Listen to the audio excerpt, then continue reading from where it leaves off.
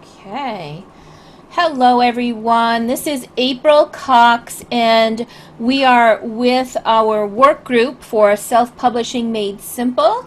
This is week 12 of our 12-week work group, and we are blessed with a visit from one of my favorite authors, Stacy C. Bauer. We love Stacy, and she's going to talk to us today about marketing strategies and tips that she's used to help her two books do really well. And she's working on a third book. So we're going to hear from Stacy today, and I'm really excited about that. Welcome, Stacy. Thank you. Thanks for having me.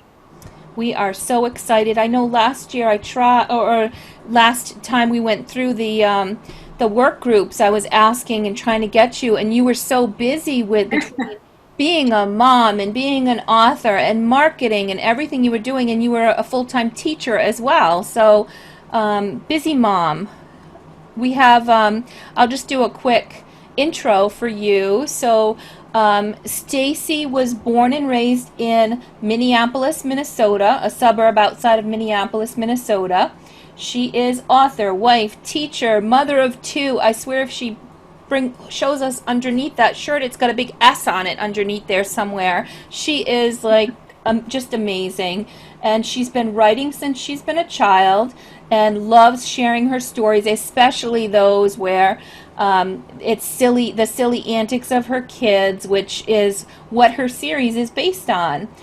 She has published Cami Kangaroo Has Too Many Sweets in May 2018, and now Cami Kangaroo Has Too Much Stuff in June 2019, and they are climbing the charts and staying way up there, and currently is working on her third book. So, welcome, welcome, welcome, Stacy. I am going to stop sharing so we can, I can have you talk without any distractions here.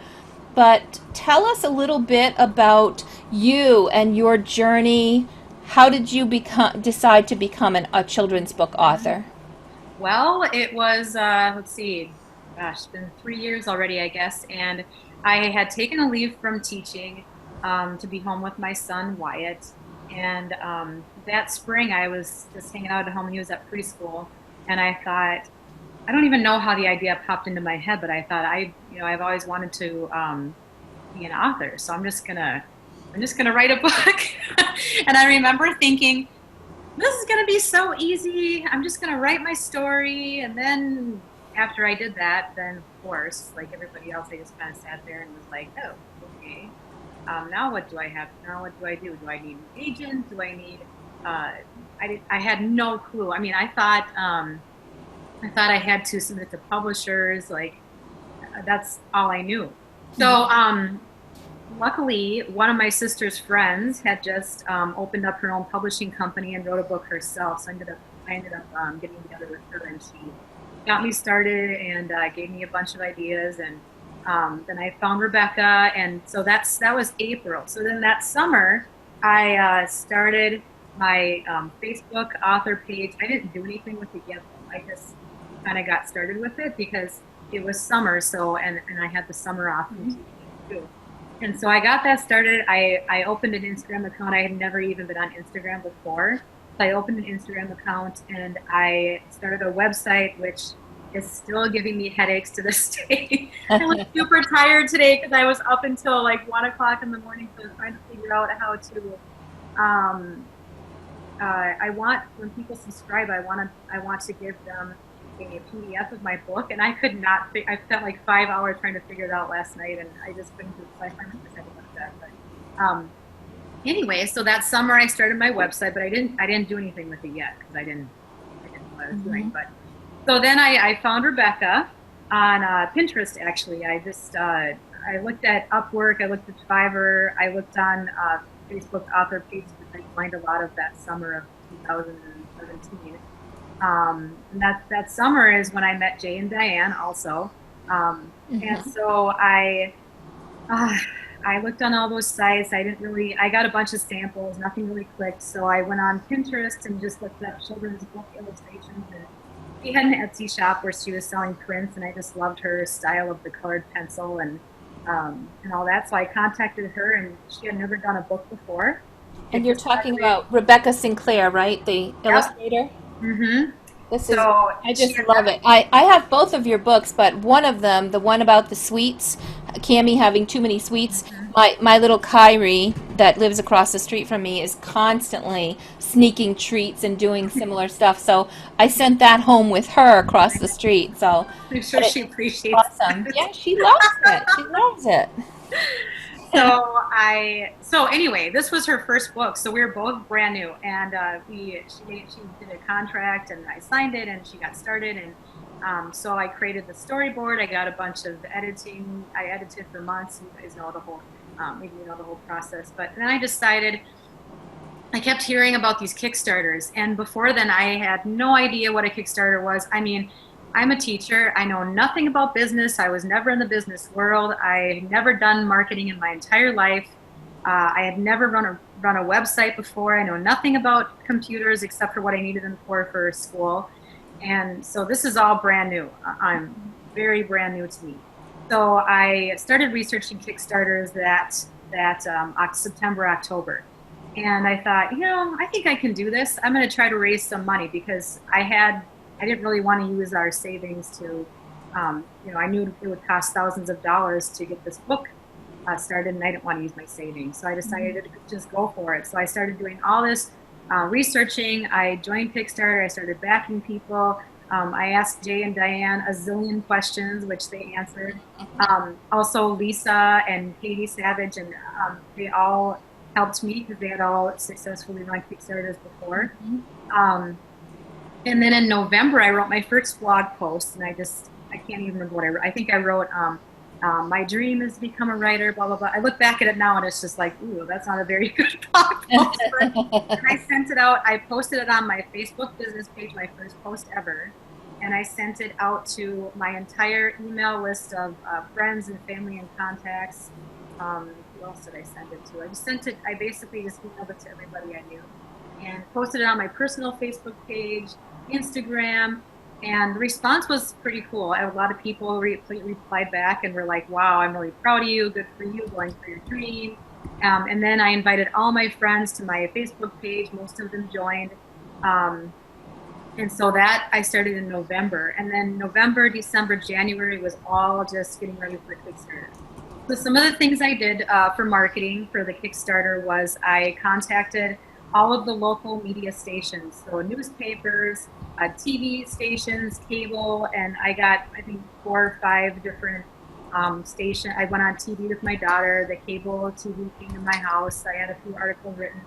How many eyes are on the newspaper articles? I don't know, but every time I had an article written, I took a picture of it and I would post it on my business page, and then people would come on and say, "Oh, that's really cool. You're on the paper." So it's more of a exposure thing as people are going to read the newspaper. Who knows how many people actually read that or not? But so I did a lot of that. That was a really a great response to your emails because many people that try to do that and contact even their local media don't get any traction at all. So I'm really surprised that you were able to get so many to respond.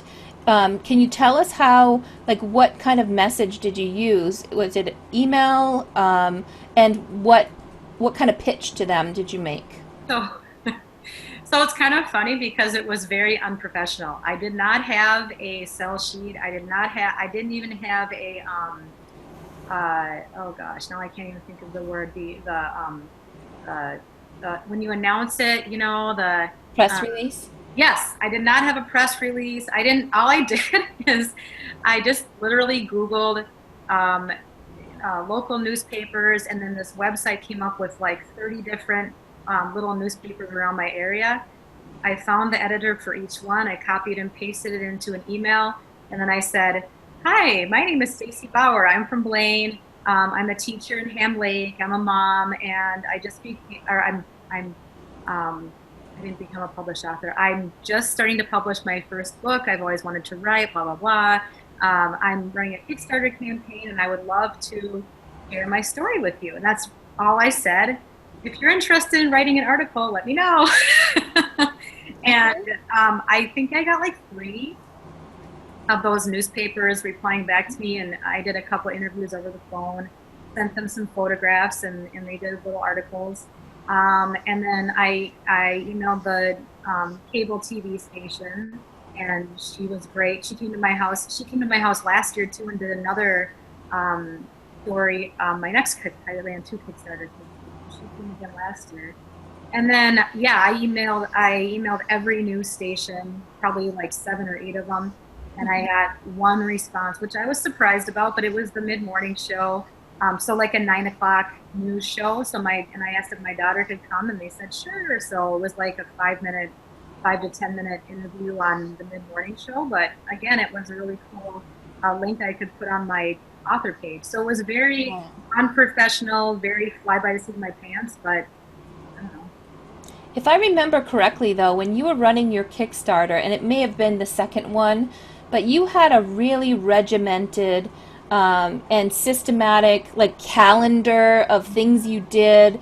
Can you share with us your process and how you came up with that? Yeah, so that was actually Lisa's idea. And so I like I said, I researched a ton. I went on Kickstarter and I just looked up um, people who had been successful with doing kids books on there. And then I went on their Facebook pages and I looked at all their posts. So like Katie Savage, um, she raised like $13,000 or something for her picture book. So I went on her author page and I just took notes about what did she do. Okay, this week she posted about this. Then she did this. She did a giveaway. She did a contest. She did uh, all these really cool things, and I wrote them all down because I thought I need to engage people. I need to make this fun, not a I'm going to need you every day until you back my book because that's really Right. annoying. But I want you to want to support me. I want to get you excited for this project. So then Lisa was like, you should just do a 30-day campaign plan and have something like every other day, so Mondays was like my recap over the weekend, how much I had made by Monday. I would put my percentage and fix that. Um, Tuesdays, I did a lot of like contests and that would run for that week. I posted some media events in there. So like the news story that I did with my daughter, I posted that on the other day. I went live on Facebook for the first time, which ended up being really fun. Cami did it with me, and we just, like, again, it was not professional. There were interruptions. I have kids, whatever. She was kind of a wild card, but it was really fun. Um, what else did I do? I did a meet the publisher. I did a meet the author, meet my main character, meet the illustrator, and I wrote up little blurbs about all of us. I had bookmarks made, which I gave, because I actually ended up making my goal of 8 days for my first book. I set it for $4,000. And so after that, I was like, oh crap, I have 22 days left. What am I going to do now? So I thought, oh, well, I guess I'll make stretch goals. So I have this little um, bookmark made and some stickers and some toothbrushes and everything. And I was like, if I get to $6,000, everybody gets a bookmark. And so I think I made like $6,300, but it was really hard. It's hard to find that sweet spot on Kickstarter. Like you want to push yourself because if you Right. start it too low and you make it really early, it's really hard. People are like, oh, she made her goal. She's fine. We don't need to back her anymore. Right. Whereas, I $4,000 only covered printing and illustrations. So Hmm. it would have been nice to have an extra few thousand to cover editing and marketing and Right. Kickstarter fees and all that, but I didn't think I would make it, so I didn't. So then the next Kickstarter I did, I went for 8,000, and I ended up getting up to 95 or something like that. Yeah. So, I know that you've been posting a lot about the performance of your books, and they've been hitting the top of their categories. So you're a best-selling author. Um, can you share any of your experiences, and what would you say to encourage some of the new and aspiring authors in the group and those that are watching this on the replay? Well, okay, so I've learned a few important lessons through this whole process. One is I can't control everything. And I keep saying that because I'm a very type A, I like to have things a certain way person. And Amazon isn't like that. I mean, you can do everything by the book, and then all of a sudden Amazon raises your book price up, or Amazon says you're out of stock when you're really not, which happened to me. Or all your ads all of a sudden stop working, which happened to me. I mean, I just had momentum going last summer, and all of a sudden, everything just stopped working, and I fell. I just like plummeted. I was like, what's going on?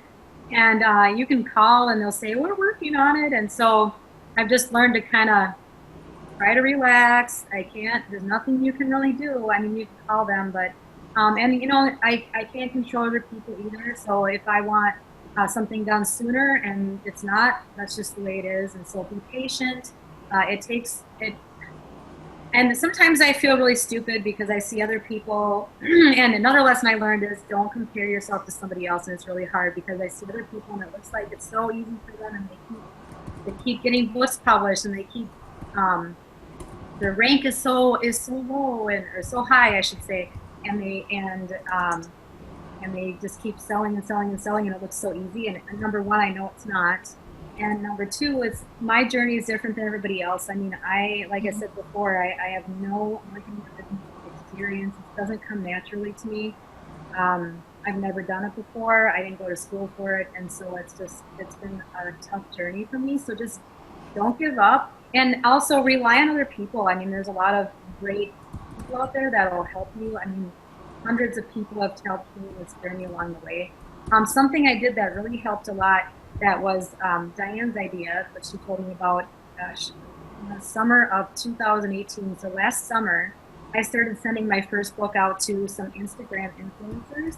So I just went on Instagram and I did hashtag teacher, or teachers follow teachers, or hashtag homeschool. Basically, because that's my audience. My audience is teachers and moms, grandparents. And I looked in those hashtags for the top posters, like the ones who got the most likes.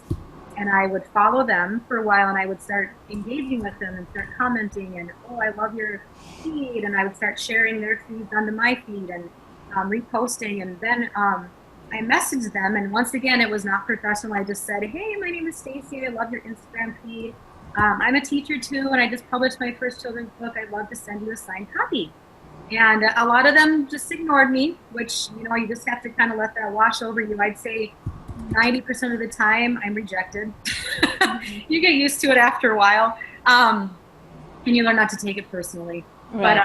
But a lot of them said, sure, I would love that, you know, and I would sign it for them and personalize it, and then I would send it to them.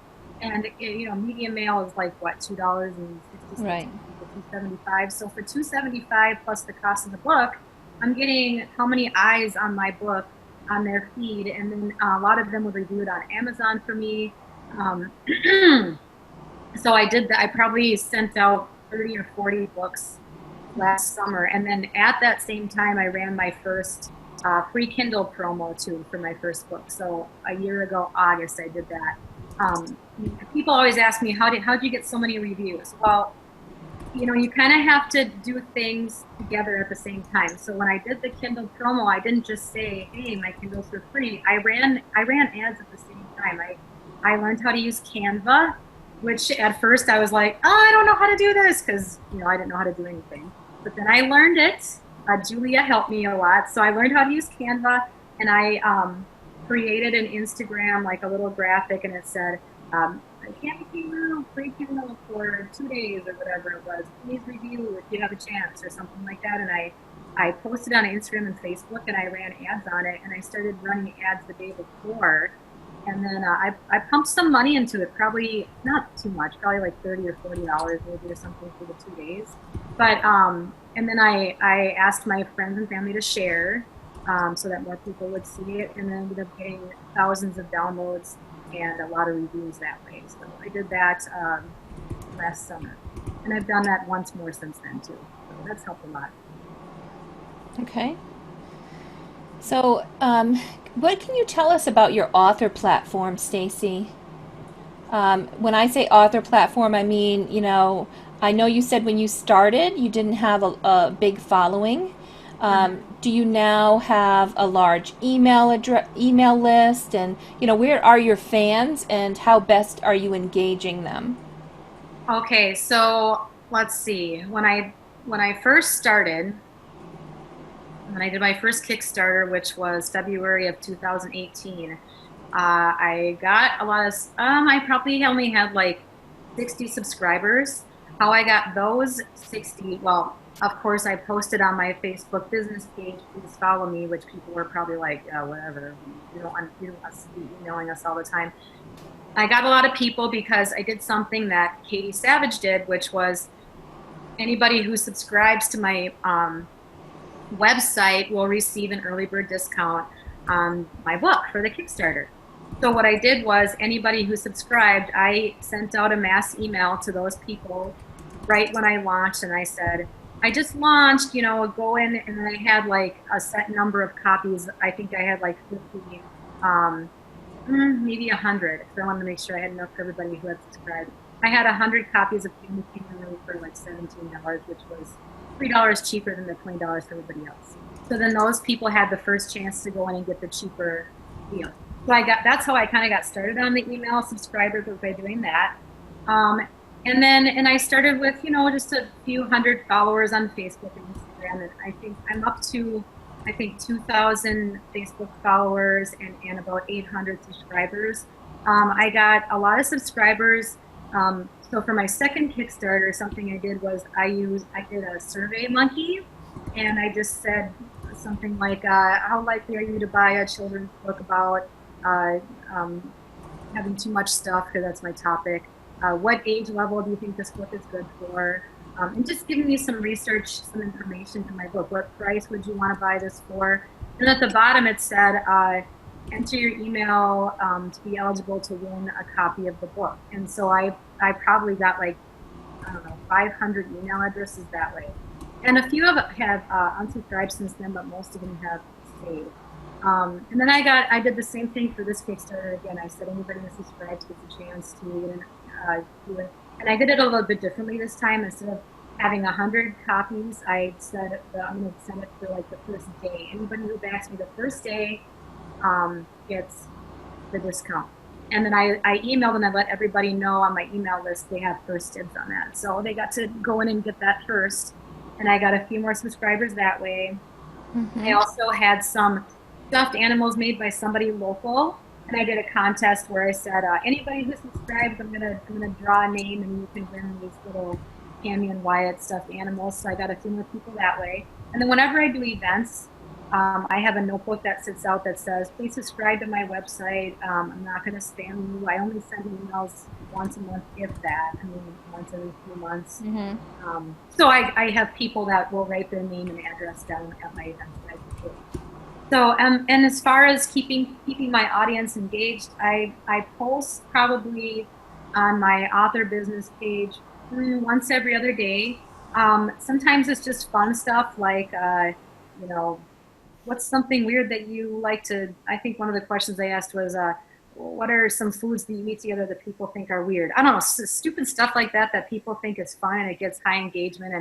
And then other times it's exciting news like, oh, my book's available at this store, look at that. And people around this area a lot of times are like, oh, I go there, that's great. And a lot of people will like it. And so that's what I do there. And then on Instagram, same thing. I try to keep it relevant. I still repost a lot of teacher ideas and mom ideas, but I also post things about my books every once in a while. I just recently, a month ago, started doing stories, which is kind of funny, but I hadn't done it at all yet, and I just started doing that. So, yeah. Do you want me to talk about ads on Amazon at all? Why don't I pause here first and let's give folks that are on the line with us an opportunity to ask questions. If you've got a question for Stacy, feel free to unmute and go ahead and ask.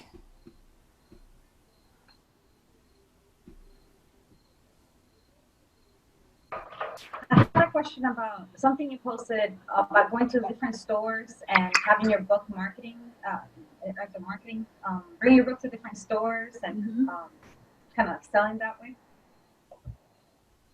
So you just want to know how I did that? Yes, like how was your experience so far with that? Okay, so what I've done is I'm a member of some mom groups on Facebook in the Twin Cities area here. So over the summer, I went on those groups and I said, Hey, I'm a local author, Mom. If anybody knows of us, I'm looking for places to sell my book. So does anybody have a store or know of a cute store that I should visit and try to sell it? And the response was pretty cool. A lot of people said, oh, I own this store. Come on in. I'd love to sell your book, or you should try this place. So I made a whole list of places around the area, probably 30 or 40 different stores that I could go to. Now I have my kids in the summer, so I think my husband had the day off work. I left the kids with him, and I spent a whole day just driving around all these different stores. And I did make a post about that. So I do have a wholesale order form that I bring with me. Some stores want to do consignment, which is totally fine. I try to encourage them to order wholesale because obviously I get the money up front then. But most of the stores I'm selling at are doing it on consignment, so that I have to keep track of where my books are and what percent they do for consignment. But I've had now 3 or 4 stores order wholesale from me, and I usually do 40% off. And it's funny because some of the stores I went to, they're like, 40%, that's it? I order from Scholastic, and they give me 50%. And I'm like, well, I'm not Scholastic. I'm one person. Yeah. So, but I will, if they're on the fence, I'll still give it to them because, you know, with Amazon, you only make 45%. So 50% is still more than Amazon. You're not shipping or anything like that either. But so I just basically bring my books and I go into the store and I'll say, is your manager available? And they'll say yes or no. Or if they say no, I'll just leave a business card. Clay designs these business cards for me, and I give them a business card. And I'll take their business cards so I can follow up with an email or a phone call. But if the manager's there, I'll just introduce myself again, and I'll say I'm from the Blaine area. I'm a local author. I published these 2 children's books, and I'm just wondering if you'd be interested in selling them at your store. And then I always say something like, you know, I can autograph them. You can put a little sign out front that says signed by a local author, because they think that's unique and that's pretty cool. And sometimes they'll say, you know, I went to one yesterday. It was a cute little gift shop in my area, and there weren't any books there. So I thought, oh, maybe they want to sell books, but she just said, well, we don't have books here. And so I said, well, this could be your first one. I said, well, you know, Christmas is coming up, and your grandparents might want to come in and buy books for their grandkids. And she was kind of on the fence, and she's like, well, I'll talk to my manager. And then they came back and said, no, they don't really want to sell books, which that's fine. But so, and then people usually ask me how much they sell for. Now, something I did that I would do differently is I didn't put the price on my my code in the back, because I had talked to a few people about this before I published, and they said, well, if you don't have the price, then you can set the price for whatever you want. Well, yeah, but if you don't have the price, then it's harder to get into Barnes & Noble, and people are always wondering how much it costs, and so I have to keep telling people that they retail for $17.99, but you can set the price for whatever you want. But if I had the price and they wanted to set it differently, they could just put their own sticker on it anyway. So when I do another reprint, I'm going to add the price on the back of those. Okay. I tell them it sells for $17.99. Usually I'll say something like, if you put them together as a set, you could do 2 for $30. That way it's kind of a deal. And then I say, I will give them to you for 40% off, which is about $10 a book. And then a lot of the stores are like, oh, that sounds good. I'll order this many. And some stores are like, well, I'll take them on consignment, like I said. And then some people aren't interested, and that's fine. So, Thank you. Anyone else have a question for Stacy? Somebody typed something in the chat window down here. Oh, what's the advantage of having a lot of reviews? From Patty. Hi, Patty. Okay, so, well, as an Amazon customer, when I shop for something on Amazon, I don't know if everybody's the same way as me, but I trust something more if it has more reviews than something else. So if I'm looking for a toy for my son for his birthday, and there's one Lego set that has 500 reviews, even if the average review is 4 stars, versus a Lego set that has 5 reviews, I'm probably going to go to the one that has more, because more people have bought it, more people have said that they liked it. There's more opinions about it that I can read through. There's more pictures posted maybe, and it just seems more reliable to me, I guess. Mm-hmm. So I feel like that's an advantage to that. I feel like you're just more, you get more exposure maybe with more reviews, or people kind of look at your book and go, wow, that book must have gotten around. A lot of people read that book. Mm-hmm. What do you think, April? Do you have an opinion about that? I agree. I think that I know I don't. I wish that Amazon would let me say must have a minimum number of this many reviews before I even look at something, because I do like discount things that are really low on reviews. Yep. How did you pick your printer? Jenny is asking. Are they based in the US or internationally? Uh-oh. I think my husband's about to walk in the door. Will? Hi, I'm on a Zoom meeting, so just whatever you say, they're gonna hear. I usually come home till 4 o'clock, so I don't know what he's doing here at 12:30. So my printer actually is based here in Minnesota, and my editor Lindsay uses they're called Bang Printing. I'm sure a lot of you have heard of them, but she uses them. And honestly, I haven't been super impressed with them. The price is good for me because I don't have to pay for shipping. I can go get it myself. We have a truck and a trailer. We go pick up the books, and it's kind of neat to tour. I toured the facility and I watched the books being printed. I can say they're printed here in the U.S., which I know who cares, but I don't know. I just think it's kind of cool that they're printed. Yeah, I care. What's the size of these books? These are 9 by 9. 9 by 9. I was going to say it looks a little bigger than the 8.5 by 8.5 that I'm usually seeing coming in. Yeah. Okay. So when I decided on my book size, I had talked to Diane. Diane has the rectangular book, and I know some books are rectangular the long way. And Jay has the 10 by 10 square book, and I asked all their opinions, and Jay said, well, I wished I would have used a little bit smaller size because he had to buy a bigger size envelope, and it was more expensive to ship the 10 by 10. Mm-hmm. So Katie Savage, again, she used the 9 by 9, and she said it fits really nice inside the envelopes that she bought, and it was easier to ship that way. So that's why. And it was a little bit bigger than the 8.5 by 8.5, so I kind of like a little bit bigger size. Yeah. So with that, and then the printer, all these decisions that you don't think about making as a published author, they're like, well, what do you want, matte or glossy cover? And I said, I don't know. You want matte or glossy pages? I don't know. So they sent me a sample of each type. I talked to my local librarian and I asked her opinion, and it was interesting. She said glossy is good because you can wipe it. It wipes off easier, but it also rips easier. And I thought, oh, I never thought about that. But I like the way the matte feels. I like the way it looks. So that's what I went with ultimately. The matte cover was more expensive, but the matte pages were cheaper. So it kind of worked out. So you did matte on the cover and then glossy on the inside? Oh, no, you got matte. Inside too. Okay, got it. Matte for both. And yeah, it looks really beautiful. Yeah, the matte pages still have a shine to them. They're not completely flat, and they're not like the really thin, like green book type pages or anything. So I still liked how it looked, even though it wasn't the glossy. Yeah. Can you share a basic price for your book through Bang? Do you remember what that was? Yeah, so the first time I ordered, which was in April of 2000, okay, it's 2019 right now. So April of 2018, I ordered 1,500 books.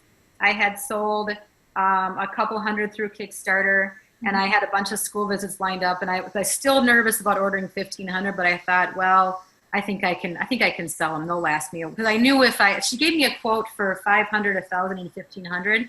And of course, it's cheaper the more you order. So for 1,500, I think I was paying $260 a book or something like that. Yeah. And my book is, I think I'm paying for 38 pages, including I have to pay extra for the printed end papers. And then they start counting pages right here.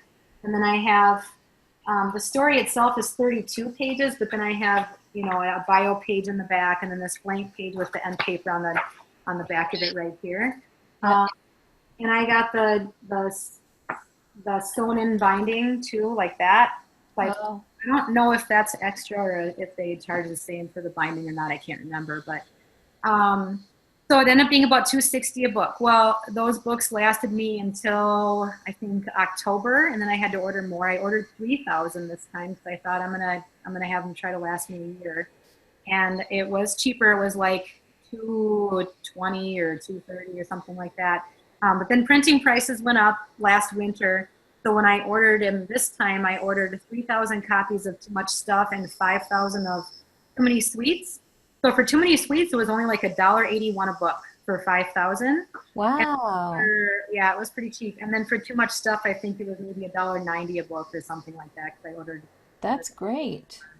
I don't remember off the bat, but I can look it up and type it Oh, in. that's really wonderful. Did you find that your books, when you started with the Amazon ads and trying to get the books moving, that that was something that came simple? Is it something you struggled with? I know so many of the authors, as myself included, struggle with getting traction on those Amazon ads. Yes, Amazon ads. Ugh. Mm, Oh gosh. So I started Amazon ads. I remember reading about Jay getting started on his in January of 2018. This was before Jay and Diane started the author group. We're in now. This is just on the regular children's writing book with like the 30,000 members or something. And he was posting on there that he was running these ads and talking about Advantage so I had it in the back of my mind that that's what I was going to do because a lot of people were like, well, I just use print on demand. And Jay and Diane both were like, and then Brandon eventually too, were like, yeah, but you can make a lot more money if you go the hardcover route, just get them printed somewhere and sign up for Advantage and send them in. So I thought, well, I'm just going to do that. It seemed really like it'd be really easy. So I signed up in May. In May of 2018, I signed up and excuse me, and I had a problem right away. The problem was I do not have my own publishing company. I have a publisher. Her name is Lindsay. She's the one I told you about. It's just a weird relationship. She's not a traditional publisher. She's not a vanity publisher. I don't pay her. She doesn't pay me. We promote for each other, but I do all my own marketing and I do all my own ads and I do everything. Basically, she's just there because I didn't want to start my own publishing company and I didn't know what I was doing and she did. So she said, you can just be my first client and I'll just help you through the whole process. But I didn't pay her anything. So her publishing company name is Rodney K. Press. So when I tried to start an Advantage account, I couldn't start it because it wasn't, I put in Rodney K. Press for the publisher. And since that's not me, right. we're like, no, you can't do this or whatever. And I waited too long because by then my book was published and I had made the ebook and that was up and I had, I had my page created, but I couldn't run ads. So the first month I basically I was just kind of in a stall. I couldn't do anything for the month of June. I kept calling them and emailing them and they were like, well, you need to prove that your book is actually with Rodney K. Press and blah, blah, blah, blah, blah. And finally, I think somebody at Amazon told me I need to send them an email with a screenshot of my book that said Rodney K. Press with my name or something, some kind of proof. And they finally let me open an account, but it's under Rodney K. Press, which is funny because that's not even my company, but my publisher said she doesn't care and she's not running ads. She doesn't know how to do it. So I'm doing it with my books under her name. So once I got everything finally going in June, then I started running ads and literally I did not know what I was doing. I was basically just asking a ton of questions to Jay, Diane, and Brandon and being like, how are you guys doing this? And I just had to learn it all. I mean, I watched the webinars and I read everything I could about it. I Googled it. I called Amazon and I would ask them questions and I just spent tons of time that summer just figuring out what's the difference between an ad and a campaign or what should I set my budget at? What is pay-per-click? I didn't even know what that was. I didn't even know what it meant. And what's the keyword? And I didn't even know how it even worked. So I had to, and honestly, I still am, kind of confused about the whole thing, but So I spent the whole first summer just trying to figure out how to get started. And the main mistake I made that summer is it didn't, because I'm impatient by nature. When I didn't see progress right away, I started changing stuff all the time. Like I wouldn't wait. And finally, Diane's like, you need to give it a couple weeks. And I was like, oh, okay. So I spent the first 2 months just being like, oh, I'm going to drop this keyword and add this one here. And I need to change my blurb, and I'm going to change it to this and that and change this. And I remember being at my cabin on the 4th of July, and I had no internet service, but I was freaking out because I was spending money and not making any sales. And I kept changing things. And finally, I just let it be. And that was good advice. So, but then I went back to work, so I wasn't really able to do much last year. I mean, I was teaching all day, and then I would get home and with my own family, and then by the time I would work on my books, it'd be 9 o'clock at night, and then, my husband was like, I never see you, and I was like, yeah, but I need to do this, and so I was still trying to do marketing and all that stuff while trying to work a full-time job, and that was really tricky. So I didn't really, I was probably, for most of last year, I was probably ranked in the 30,000 range, which is good. 30 to 50,000, so selling a few books a day. And then I came out with my second book, and that did help a lot. So I did a little bit differently with my second book. I ran the Kickstarter in February again, but I did pre-orders this time on Amazon, where I didn't do that with my first book. So I made about a month before I was going to get the books from Bang. I uploaded my ebook onto Amazon. I applied for a BookBub promotion, and I got it, a BookBub feature, and I ran that at the same time as a free Kindle promo, and I got some reviews going that way. And then something I did that Jay suggested is I just asked people if they would buy my book, and my second book. I put it up for pre-order, and I got probably 30 people or so to buy it, and a couple days later, Amazon lowered the price right away, like 13 something. So that helped a lot. And then I was able to start, I didn't start running ads until I actually got the hardcover books though, because I didn't want to make sure I got them in first so that I could, but I started getting POs. My first PO was for like 180 books or something for my second book. So I just delayed it. And then when I got them in, I sent all the POs in at one time. So when you say you ask people to buy your second book, do you mean like buy it and get reimbursed, or just Oh, okay. So they and I don't know if I would do that again. I mean, I thought it was good because it got traffic to my page, and it got people, Amazon saw sales, but then it was confusing because people, I paid people $17.99 and Amazon discounted it to $13, so then I ended up losing a little bit of money, which, is fine in the grand scheme of thing, I guess. But but I probably did like 10 that way, and then other friends and family that just wanted to help me just bought another copy for me just to be right. And then I would visit, like Jay says, I visited my page from different places. Like I would go incognito and visit it. I would go on my Kindle. I'd go to work and I'd visit it. I actually had a group of about 15 people that helped me during my Kickstarter by liking and sharing all my stuff. Every time I posted, I would say, hey, I posted today, and they'd go on my page and like it and share it. I posted on that little group on Facebook, and I said, hey, I'm trying to get my ads going on Amazon. Can you just visit my page a few times over the next week and maybe, just click on stuff and put one in your cart. You don't have to buy it, but just increase traffic to the Amazon page. So I did that. Now, something I wanted to tell you guys about that I learned that has really helped me in the last month is I've been talking to, I hope I don't say his name wrong, Bauer. He's the admin of another group called Internet Marketing for Children's Books. Or do you know what I'm talking about, April? Yes, I do. Okay. So he wrote the Friends Forever Club book. So it seems so simple, but what he said and what I wasn't doing, I was creating a search term report every month, and I was looking at it, and I was pulling out all of my keywords that were selling, and I was taking those out, and I was putting another campaign, but I wasn't changing it to phrase or exact. I was keeping it at broad.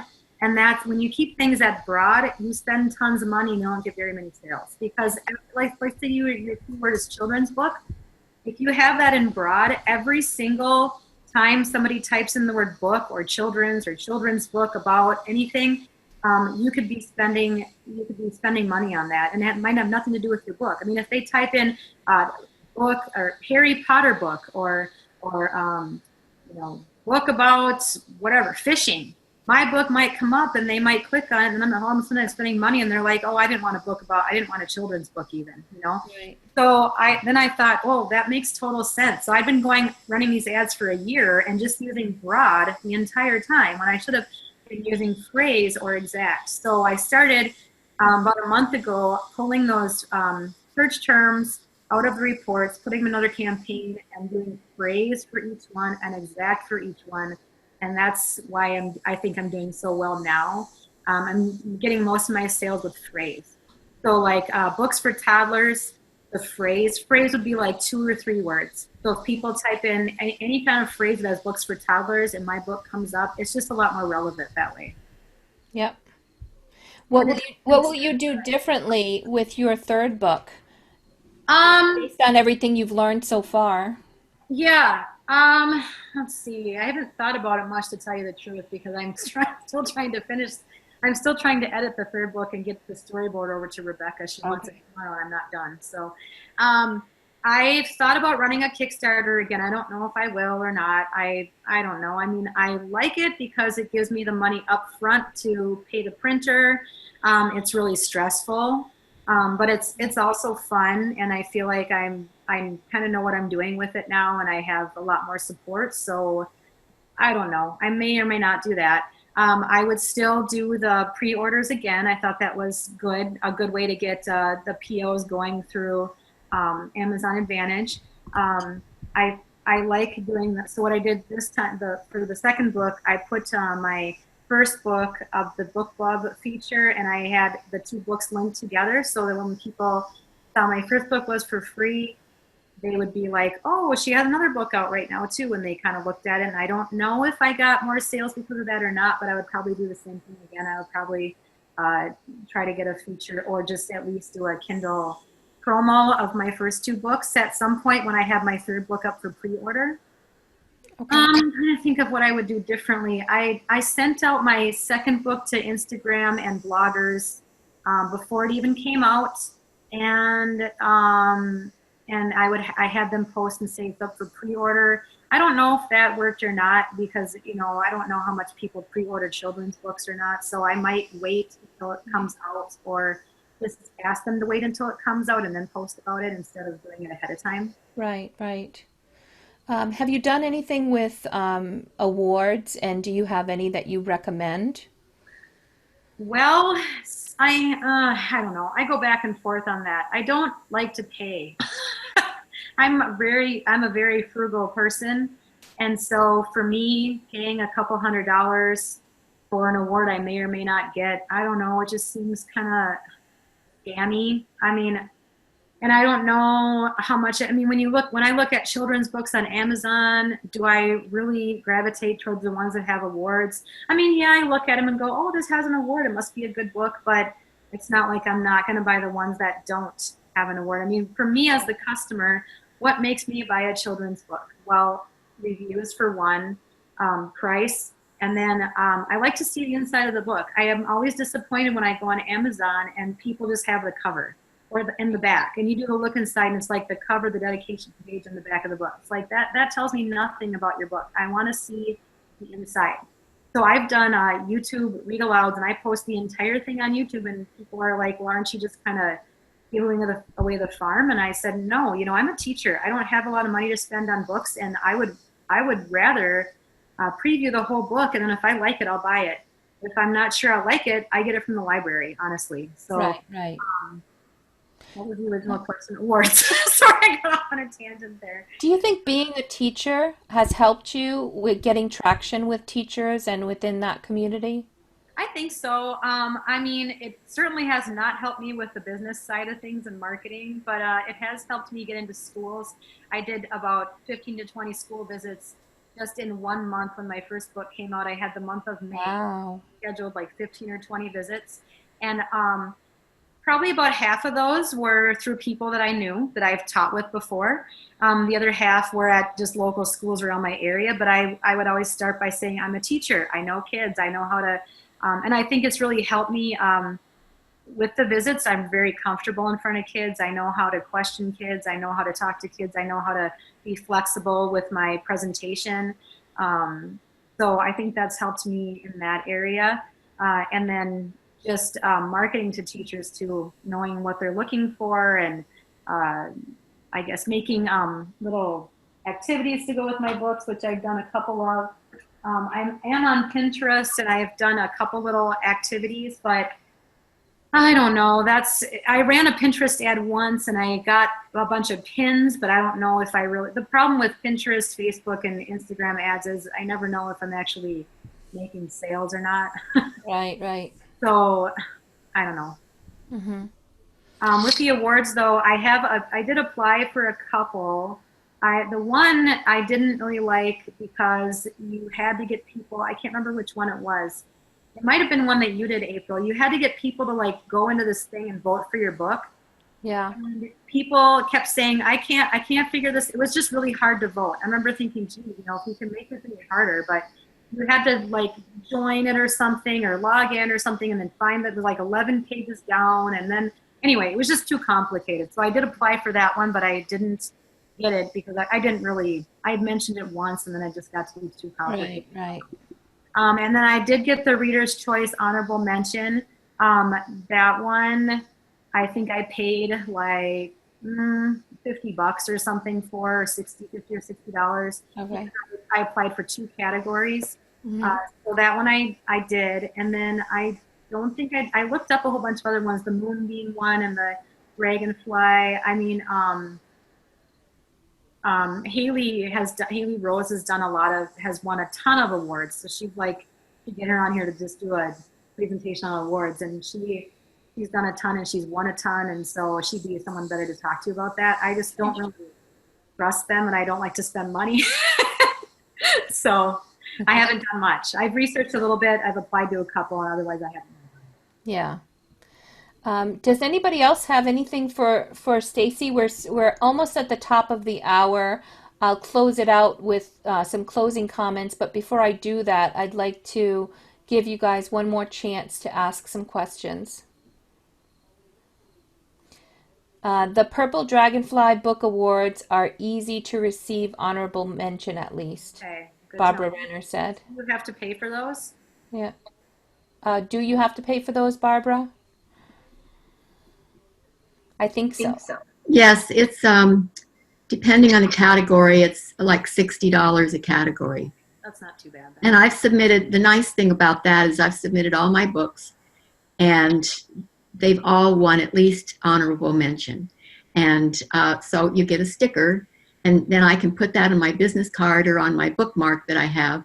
And so it applies to all of them. So it says winner. And the stickers say winner, not just on, they used to say just honorable mention. So I'm going, big deal. But now they all say winner. And so I can say, they won this award, even though it's just honorable mention. But all of them can have a sticker now. That's nice, because then if you have it on your bookmark, even if you just win it for one book, if you put it on your bookmark, it still can apply to a year. Right. So I still continue to enter because I want it to say that all my books have at least won that. Yeah. Oh, thanks for the tip. Nice. Yeah, thank you. Yeah. So Stacy, in closing, what I'd like to do is just give you an opportunity to think back to when you were just starting and, getting to that point of self-publishing your first book. Mm-hmm. Many of the people that joined us today or are watching on replay are just really getting started. What do you wish somebody had told you back then? Oh gosh. Geez, that's a tricky question because it's been a long, blurry journey. Long, but really fast. Or if you want to just change that just to be, what kind of encouragement would you like to offer, or what kind of encouragement can you provide to this Well, group of newbie authors? yeah, I mean, just the things I mentioned earlier. I mean, just try not to, I compare myself a lot to other people, and I'm working on that. So just remember your journey is different than everybody else's. And your background is different than everybody else's. I mean, somebody with a background in marketing it's gonna be a lot easier for them to do that versus somebody who hasn't, in my opinion. Also, be patient. For me, that's hard. Just remember that you can't control certain things. Let's see, I have notes here because I did something that you have to be careful of too is paying the wrong people to promote for you. Like if they talk about vanity publishers a lot, don't, if somebody's saying, well, if you give me $5,000, I'll publish your book for you, don't do that. Don't pay people to promote your Kickstarter. If you do a Kickstarter, people email you and are like, oh, if you give me $200, I'll share it with this many people. No, people will share it for free if they believe in your book. The book cover, I wish somebody had told me how important that was. It sounds stupid because I've read a million books because I'm a teacher, but it's just not I think my book covers are good. It's just with a picture book, that's like Diane has said before, 90% of your sale is your book cover. And I really think it's true. Like that's your first impression. Mm-hmm. If your book cover isn't good, people aren't even gonna, even when I'm at the library and I'm looking for books for my kids, I look at the book cover, and if it looks boring, I just put it right back. I don't even look at the inside of the book because I don't have time and I don't want to waste my time. So spend time and money on a good book cover. Spend money on an illustrator that's going to be good. That's because illustration is a picture book. And then I always tell people too, something I thought when I first got started was I would make this book and it would sell magically, and it doesn't. It's a lot of work every day to sell the book. It's like a full-time job just to market it. So, and I didn't realize it would be like that. It's been a very stressful thing for me. Also fun. It's been fun, but I didn't know it was going to be like that. So I don't know if I would have wanted to know ahead of time because I might not have done it. And it's been a good journey and a good thing for me to do, and I don't regret it.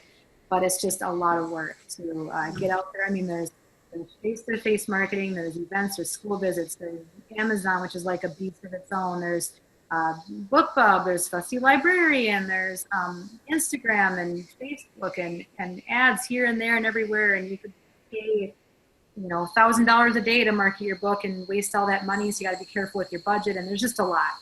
So you just have to go into it realizing that marketing is like 80% of it. I mean, you can have a really not a very good book, but if you're good at marketing, you'll sell it. You could have an amazing book, and if you don't know how to sell it, it's just going to sit there. So that's my sense about that. Yeah. Well, this has been really, really helpful. We love to have you, and we hope that you will let us know when your next book comes out. We'll be following your journey for sure, and that you come back and visit again. Thank you. Yeah, I have more information on my website, Stacy C. Bauer. So if you want to read my blogs, I did write posts about what I've done for marketing, what I've done for Kickstarter, and all of that. And you feel free to go on there and look around. And feel free to, anybody has any questions, just message me and I will get back to you. So thank you so much. Thank you, Stacy. And I'll just comment for those in the author work group. This is week 12. So now what? I want to let you know that I do have a Facebook group called Self-Publishing Made Simple, and it's an author collaborative. So I'm just going to pull it up. And I would like everybody who is graduating from this group to go ahead and join. And Stacy, you're welcome to join us too. What I do here with this, and what's unique about this group is that we are a collaborative. So my goal is that everybody who is part of this group helps to support others who are launching books. They work together to help share posts, do things for for a small community of people supporting one another.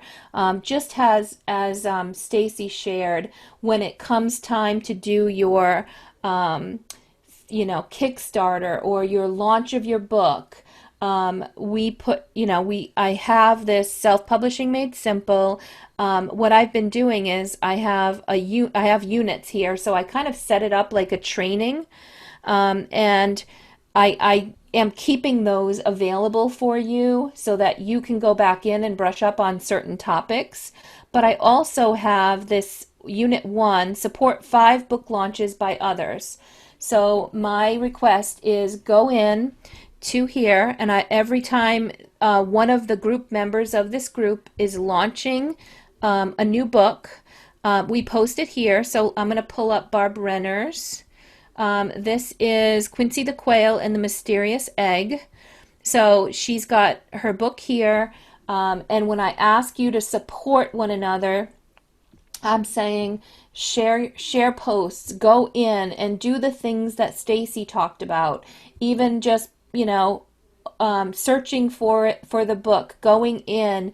If you don't want to purchase the book or you can't purchase the book, throw it into a wish list. Let Amazon know that something is going on of interest with this book.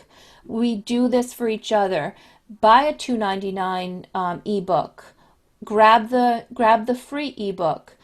Post a review. Like, do these things for 5 other authors, and when it's your turn to launch, I will offer you my free promotion services. So you will have the power of this group, same group, for you, but I'll also do keyword and category analysis.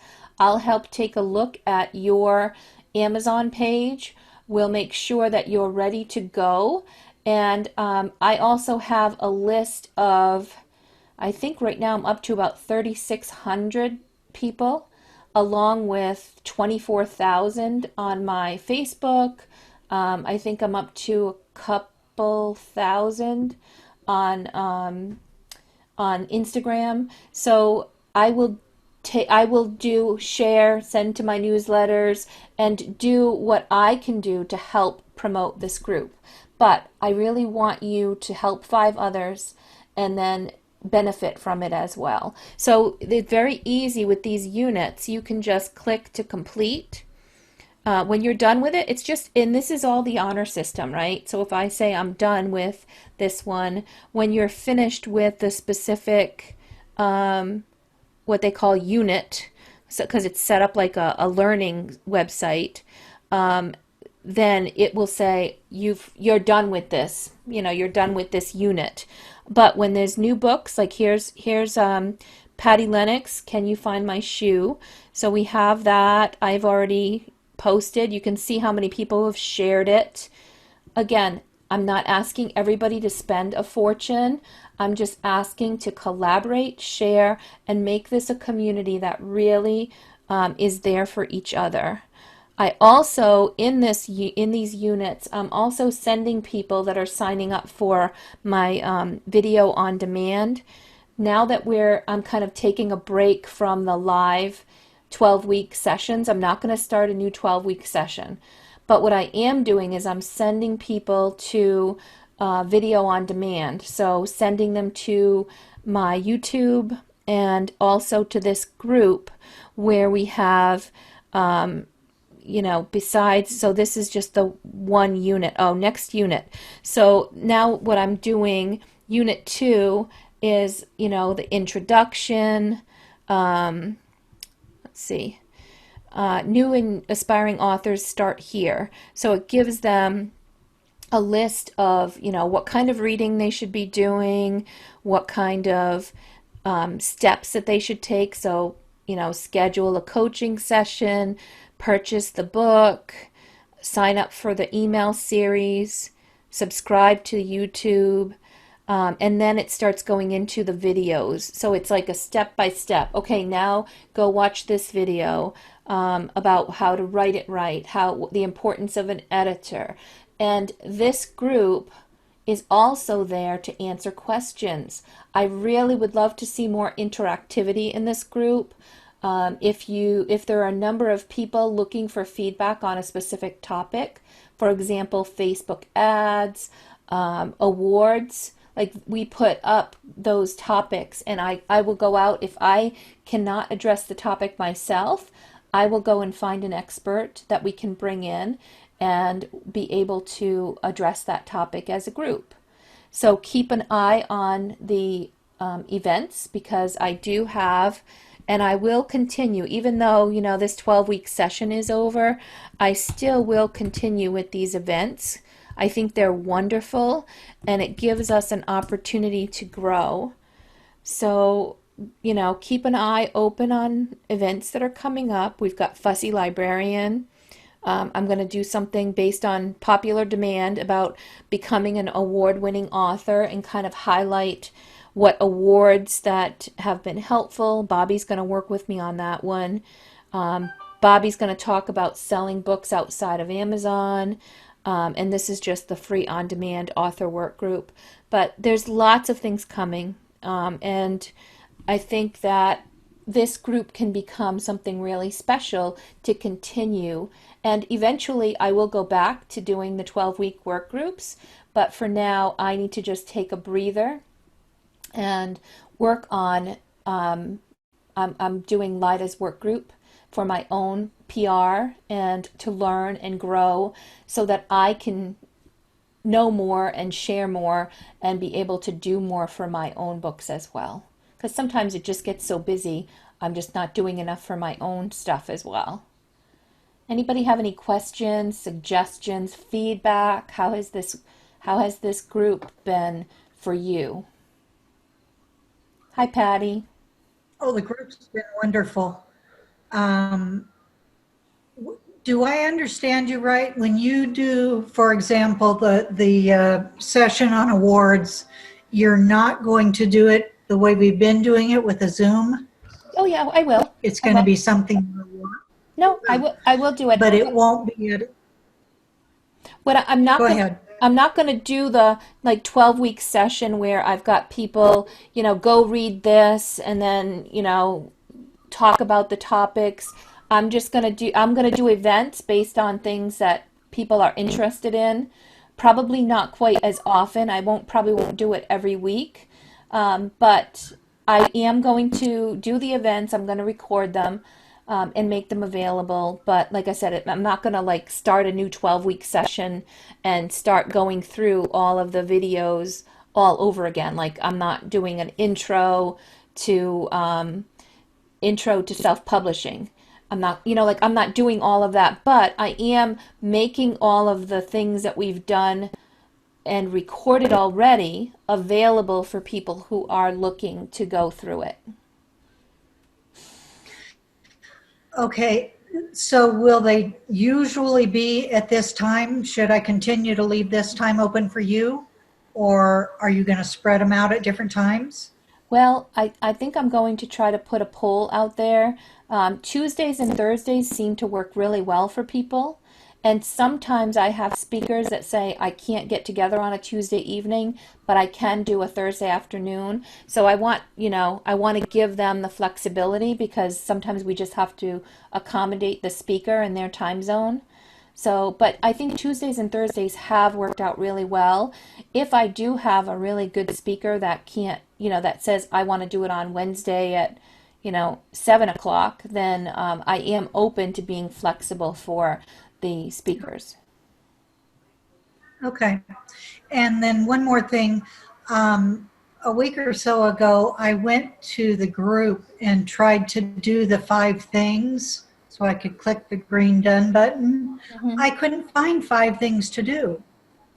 Is it just me or do I not understand how it works? No, I think at the time we might not have had 5 posted. So Okay. I knew that I needed to add some more, but now I think I've got 5 there. And there's more to come. Okay. So, and I also want to make sure that when your book is published, please let me know. Let's add it to that group, to that unit so that people can support you.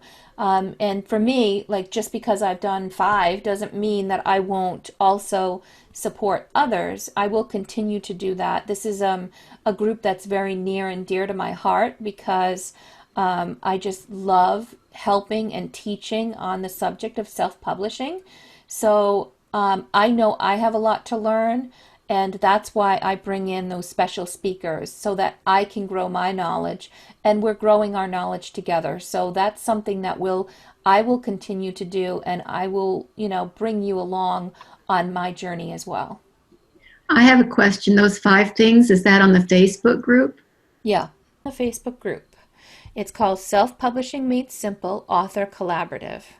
So it does not dump you in, like normal groups will just default to discussion. And all of your discussions, this is a discussion group as well. So as you go through things, you can, come here, post questions. I really wish more people would, because I really want this to be an engaged group. And I will do regular cleanups on this group because I don't want it to grow and grow and grow and just be a bunch of people lurking. I really want it to be an interactive group. So post your questions, post your what you're doing well, celebrate with us or your struggles. But if the units is where it normally defaults when you come here. And the very first unit, Unit 1, is support 5 book launches by others. So when you click on it, you see it tells you, a little description. If you have a book launch coming, enter the info here. Everyone who purchases one of these ebooks, please make a note of it so we can give you credit, earn free promo services to help you.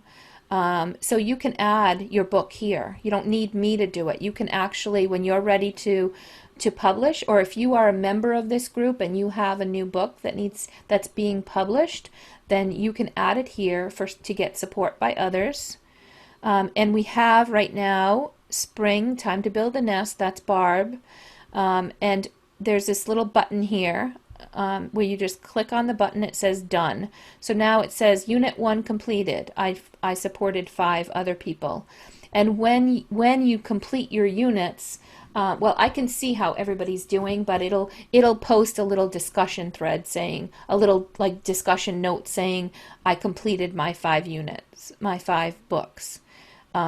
So it's all an honor system. I could click the done button and not do anything, but what good would that do? Like, we want people to be there to help one another. The more we can do to support, share, encourage, be there to answer questions for one another, the better this group will be, and the more that it will continue to grow and be a positive experience for everybody. So we have plenty of books here that need your support. Thank you, April. You're welcome.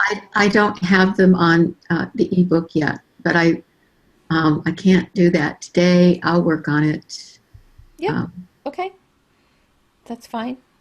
So this is awesome, and like I said, there's because I kind of made this a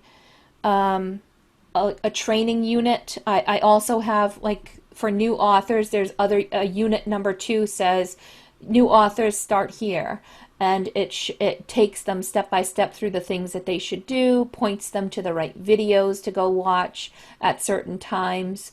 I also plan on putting like the reading assignments from Bobby's book so that this can also help new people that are just joining. And if you haven't been following along on YouTube, I have a lot of videos. I think I have about 30 hours worth of videos right now. And you can see here, if you're already subscribed to my channel, then this will come up with recent things that I've recorded. So here's the episode from Tuesday with Brian Meeks. Pat Wallace was kind enough to do a testimonial for me. If you're someone that has not yet gotten your LCCN and CIP done, this is a recording that I did with, I think, Misty, to walk through that process, and we recorded it together. a sample coaching session with Barb. So more, there's also have the playlist, Self-Publishing Made Simple playlist, which is discussion that we had. um, all 12 weeks worth of videos in one playlist. So it goes video 1, video 2, and you can kind of, new people will have access to this and they'll be able to go through session by session by session. So there's a lot still going on. You're not going to miss me because I'll be around and I am available still to help out with things. Reach out, put coaching time on my calendar if you'd like. And I will be monitoring the group to answer questions as well. April, I wanted to say thank you so much. You're welcome. For everything. I honestly, I learned so much, and it's kind of funny because I went to school for 9 years. I wanted to take a break, and then I started taking a class in church, and I finished like 3 years doing studying ministry, and then I graduated from that. I want to take a break, and then I enrolled in this class. I never want to stop learning, but I'm truly thankful for everything I've learned from you, from everybody that's been in this group, and it's just been amazing. Like, I can't wait to finish my book and be able to also, meet more of you guys and support you guys. So I just wanted to say that from the bottom of my heart. I'm really, really thankful. Thank you, Natalia. Thank you for your patience too, because with the little ones it's a little hard. Oh, that's fine. But I'm getting there. And please don't hesitate to put time on my calendar for coaching because I know that you're at that point now where it's time to think about the strategy and moving forward. Thank you. I will go ahead and do that time with you so we can chat some more. Yes. Thank you so much. There is a free coaching session. It says free coaching for AuthorWorkgroup. You guys can consider that just use that, and it's not going to nothing's going to be a charge, and we'll continue to work together as we go.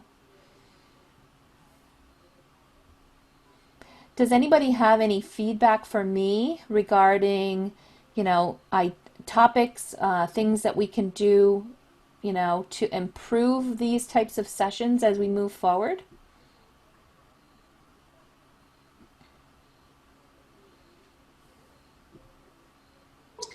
I'll think about it. I can't come up with anything, but I just want to say that this has been amazing, and I'm so happy I saw your ad wherever I saw it, or I would still be doing this 3 or 4 years from now and trying to figure out how to get my book published. And I know that. And we're not finished with each other, but I just wanted to say that. Thank you, Patty. And it's been such a pleasure working with you. And for those that don't know, Patty and I have a special relationship because she engages with me for one-on-one coaching. We meet weekly. We go through everything. We have a special relationship because she pays a little extra for coaching and project management. And I think there's an awesome opportunity for others who really need hand-holding. And I know with Patty, computers was difficult and she really needed some one-on-one help. And for a very low cost, I provide a lot of service and help with Patty and others who have unique needs. So if you find yourself struggling, or you're somebody that just says, I don't want to be constantly putting meetings on your calendar because I don't want to monopolize your time, I do have services available for you guys. I don't lead with that, but I am here. I do have a business. I do have author services, keywords, category analysis. I'm also working with some fantastic illustrators who I can match you up with, and I work with them and I become your project manager if you use one of my illustrators. I have an awesome graphic designer who if many of the people that are doing graphic design are, yeah, many of them are full, especially with Christmas coming. So, but if you need a recommendation for an an expert, I can give you, who are my dream team people. I can make recommendations for you, or I'm here. I'm here to help and to guide, and to serve. That's my philosophy. Is kind of a servant leader.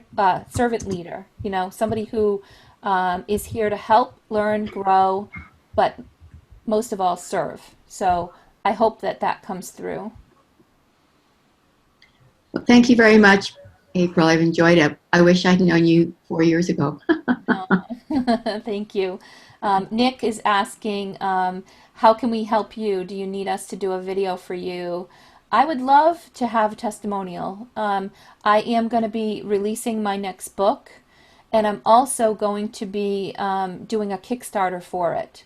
So I will be asking folks to support my Kickstarter, to help share it, and help that to really, so that I don't have to deplete my savings trying to launch this second book. So that would be a huge, huge, huge help.